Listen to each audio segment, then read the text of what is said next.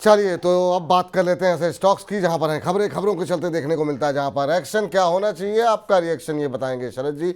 खबर बताएंगे हम और निर्णय लेंगे आप कि वहां खरीदारी करें, बेचें, बने रहें, क्या स्ट्रेटजी होनी चाहिए इन बजिंग स्टॉक्स के ऊपर।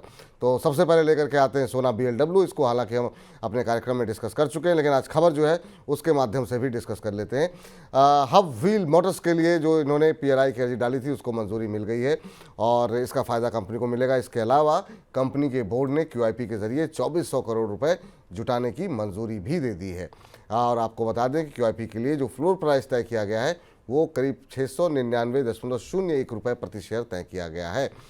इसके अलावा एक और महत्वपूर्ण खबर, एस्कॉर्ट्स कुबोटा के रेलवे इंजीनियरिंग कारोबार को भी कंपनी खरीदने की योजना बना रही है और इसमें करीब 2000 करोड़ रुपए निवेश होगा जो कि QIP के जरिए कंपनी जुटा रही है। और आज हम देख रहे हैं कि देखें तो थोड़ी सी सुस्ती ऊपरी स्तरों पे मजबूती के साथ खुलने के बाद देखने को मिल रही है। लेकिन अभी एक बार फिर से आपकी राय जानना चाहेंगे सर सोना BLW को लेकर के, क्योंकि इस सेगमेंट को हम अलग से भी अपलोड करते हैं। करीब करीब 0.25% के आसपास की मजबूती यहाँ पर देखने को मिल रही है। 728 का लेवल, फ्रेश एंट्री करने की कोई गुंजाइश है क्या यहाँ पर, और जिनके पास है वो क्या करें? बिल्कुल ऐसा, आप बिल्कुल एंटर कीजिए। बाय ऑन डिप्स का नजरिया रखिए, 684 के पास स्टॉप लॉस रखिए। अगर आपको कहीं ये 700 रुपए की जोन में मिले तो दोबारा खरीदिए, 684 का स्टॉप लॉस रखिए। धीरे धीरे स्टॉक आपको 834 के जोन में दिखाई देगा जिसका ऑल टाइम हाई है, और ये करीब 14% का टारगेट है ऊपर की तरफ।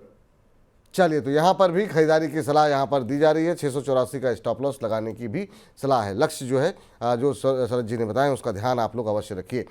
चलिए अब बात कर लेते हैं एक ऐसे शेयर की जहाँ पर काफ़ी ज़्यादा सवाल रहते हैं हमारे तमाम दर्शकों के, और वो है जोमेटो पे खबर ये है कि JP मॉर्गन ने जो है कंपनी की रेटिंग और लक्ष्य को और ज़्यादा बढ़ा दिया है और अब ये बढ़ करके 208 रुपये जो पहले इन्होंने रखा हुआ था इसको बढ़ा करके सीधे सीधे 340 रुपये जोमेटो के टारगेट कर दिए गए हैं।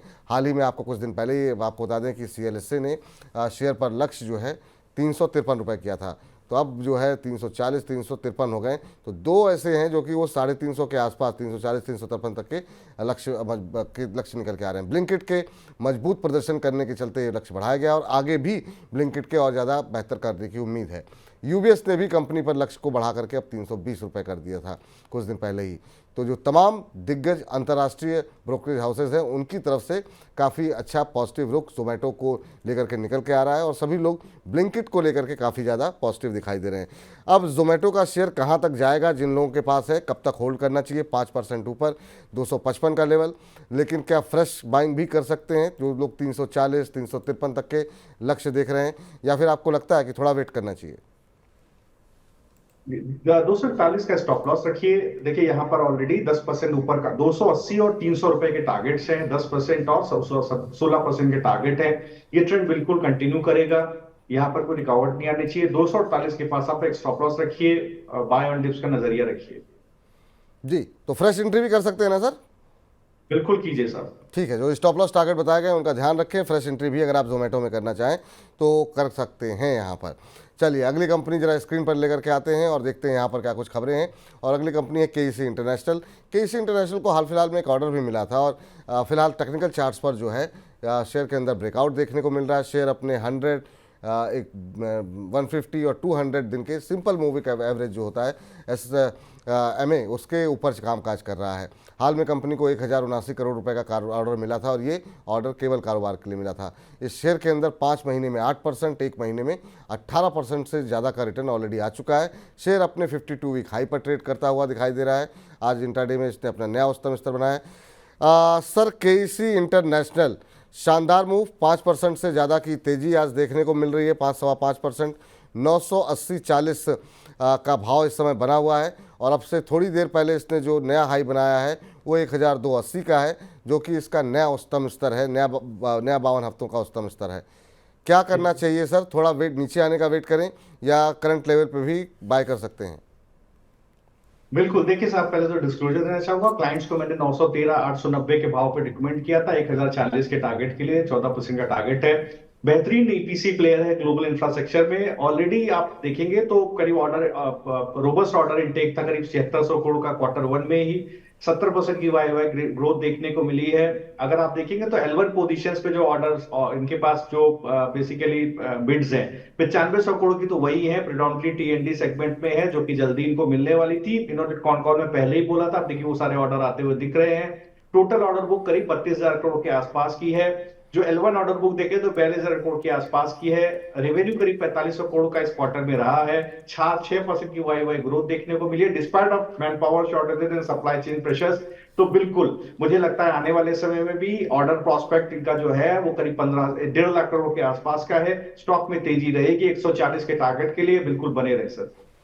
चलिए, तो बिल्कुल बने रहने की ही सलाह यहाँ पर अभी केईसी इंटरनेशनल के अंदर निकल करके आती हुई दिखाई दे रही है। अभी केईसी इंटरनेशनल का भाव जो चल रहा है वो 978 रुपये के आसपास चल रहा है।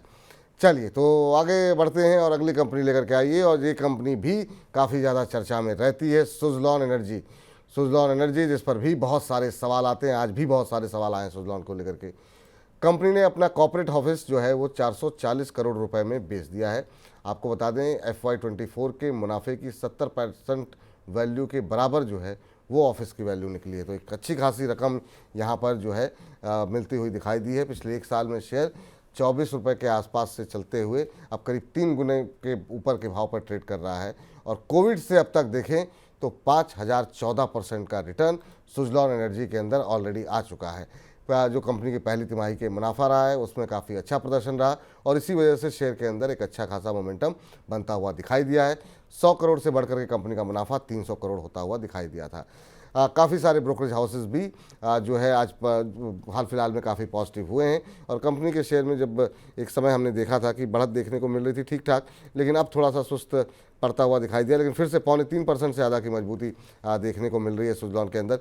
76.20 का भाव यहाँ पर देखने को मिल रहा है, और ये पूरा एक साल का प्रदर्शन आप देख सकते हैं जो है करीब करीब 219% का रिटर्न एक साल के अंदर। काफ़ी अच्छे खासी कमाई हमारे दर्शकों की और उन निवेशकों की हुई है जिन्होंने कि इस साल इनमें निवेश किया है। लेकिन क्या यहाँ से अपसाइड बाकी है क्या, ये बड़ा सवाल है, क्योंकि शेयर 80 पर जाकर के थकता हुआ दिखाई दे रहा है। 73 तक आया। आपकी सलाह क्या रहेगी सर? आज 3.25% ऊपर है, 76-16 का इस तरह भी। तो देखिए साहब, मुझे याद पड़ता है 45 रुपए से विपुल जी स्टॉक को आपके चैनल पर रिकमेंड कर रहा हूँ अलग अलग टारगेट के लिए, और मुझे अभी भी लगता है 95 रुपए का टारगेट इसके अंदर इंटैक्ट है। अब स्टॉप लॉस 72 रुपए पर जो इस वीक का लो है वहां पर बिल्कुल मेंटेन करना चाहिए और इसके अंदर बने रहना चाहिए। ऑर्डर बुक कंपनी की स्ट्रांग है। ये अभी मैं नहीं जानता कि इन्होंने कॉर्पोरेट ऑफिस सेल क्यों किया है, क्योंकि that is a kind of something called brand equity जो कंपनी को मेंटेन करनी होती है। अब इस न्यूज में मैं डिटेल में गया नहीं हूँ, बट जो चार्टिकली मुझे दिख रहा है उसके हिसाब से मैं केवल वो कर रहा हूँ, कमेंट कर रहा हूँ कि 72 रुपए के पास मुझे स्टॉप लॉस दिख रहा है। 72 के नीचे जाएगा तो मैं पोजीशन जरूर काटूंगा, और मुझे लगता है ऊपर के 81 और 95 ये दो टारगेट ऊपर की तरफ आपको आते हुए दिखाई देंगे। तो करंट भाव से भी आप देखें तो करीब मुझे 25% की अपसाइड 95 रुपए तक इसके अंदर आती हुई दिखाई दे रही है। तो ये राय फिलहाल सुज़लॉन एनर्जी को लेकर के निकल करके आती हुई 76 रुपये का भाव यहाँ पर इस समय देखने को मिल रहा है। चलिए आगे बढ़ते हैं और अगली कंपनी लेकर के आते हैं, और ये है लिंडे इंडिया। लिंडे में क्या कुछ खबर है, जरा स्क्रीन पर लेकर के आइए। आपको बता दें टाटा स्टील के साथ प्लांट सेल का इन्होंने समझौता किया है लिंडे इंडिया ने, और आज अच्छा मोमेंटम इस शेयर के अंदर बनता हुआ दिखाई दे रहा है। इंडस्ट्रियल गैस सप्लाई एसेट के अधिग्रहण के लिए कंपनी ने ये समझौता टाटा स्टील के साथ किया है। जून तिमाही में कंपनी के मुनाफे में हमने देखा करीब 14% के आसपास की बढ़त जो है आती हुई दिखाई दी थी, और कंपनी का मुनाफा बढ़ करके करीब करीब 114 करोड़ 113.7 करोड़ वो होता हुआ दिखाई दिया था। कंपनी के शेयर में आज इस खबर के चलते काफ़ी अच्छा मोमेंटम है, और ये शेयर जो है वो करीब करीब अभी भी 4.5% ऊपर 7512 ये करंट लेवल देखने को मिल रहा है सर। थोड़ा महंगा शेयर जरूर है, लेकिन क्या और ज़्यादा अपसाइड दिखाई दे रहा है आपको?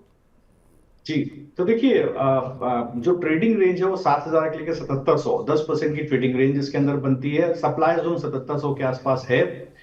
अगर कोई ट्रेड करना चाहे तो स्टॉप लॉस थोड़ा डीप हो जाता है 7,000 के आसपास, लेकिन बड़ा मूव आता है 7,700 के ऊपर चलने पर। तो इस बाजार में जैसा कंसोलिडेशन निफ्टी में चल रहा है मैं अभी खरीदारी की सलाह नहीं दूंगा। 7700 के ऊपर सेटल हो जाए तब आप खरीदिए, तब आपको 9,95 रुपए के मुंह आपको डिसेंट ऊपर की तरफ देखने को मिलेंगे। उस केस में मुझे लगता है आपको एक डिसेंट 20% का प्रॉफिट मिलेगा। तो बाजार देख करके हमेशा ट्रेडिंग करनी चाहिए। बाजार अभी ऐसा नहीं है कि डिस्प पे बाय अभी इमीडिएट बाय किया जाए। 7700 के ऊपर बाय करेंगे तो आपको करीब 9200 रुपए तक का टारगेट 20% का ऊपर देखने को मिलेगा। ठीक सर।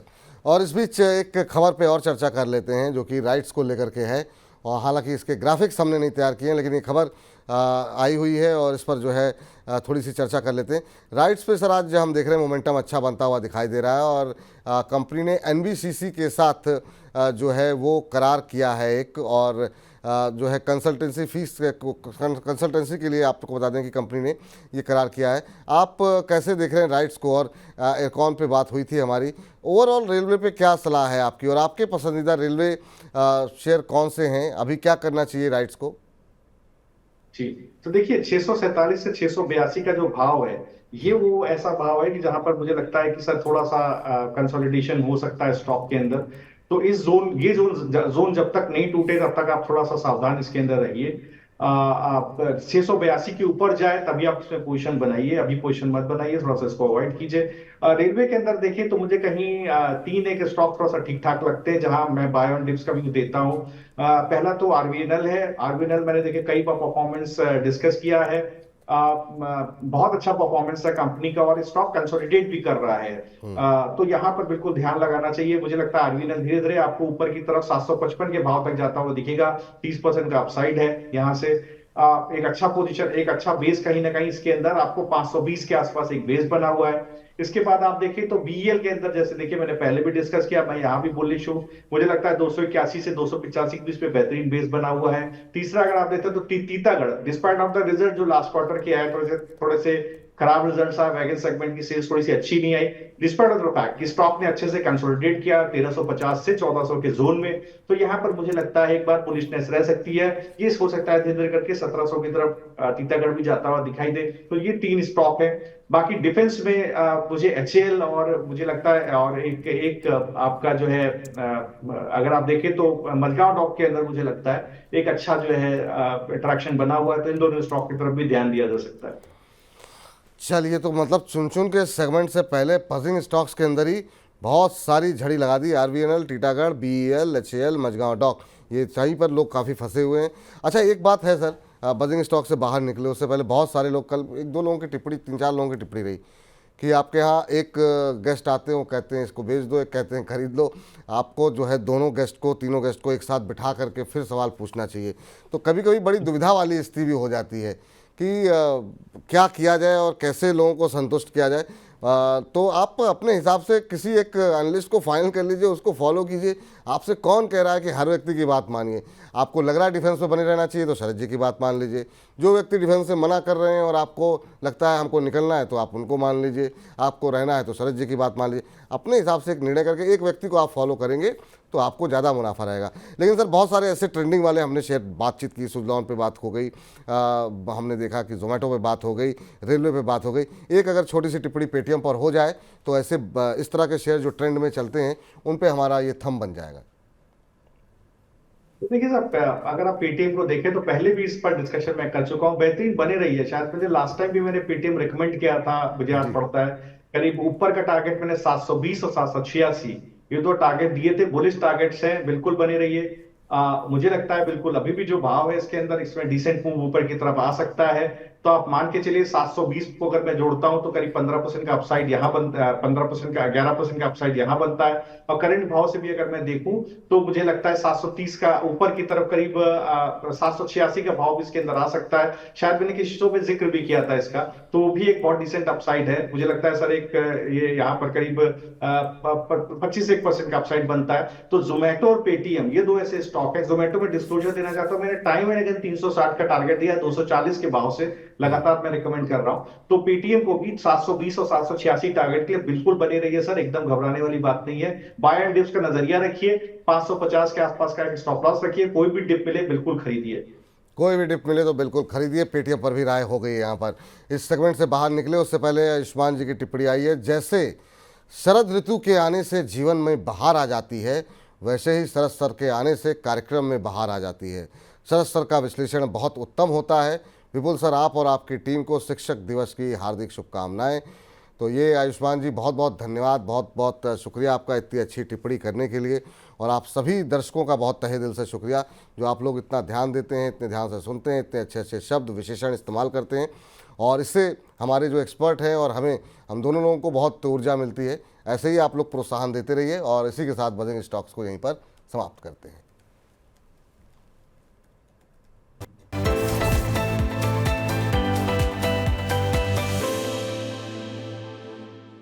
शेयरों पर एचडीएफसी स्काई के इन हाउस एक्सपर्ट्स की राय जानने के लिए अभी डाउनलोड करें एचडीएफसी स्काई ऐप, जहां पर आप शेयरों पर रिकमेंडेशंस भी ले सकते हैं। ऐप डाउनलोड करने के लिए स्क्रीन पर दिए क्यूआर कोड को स्कैन करें।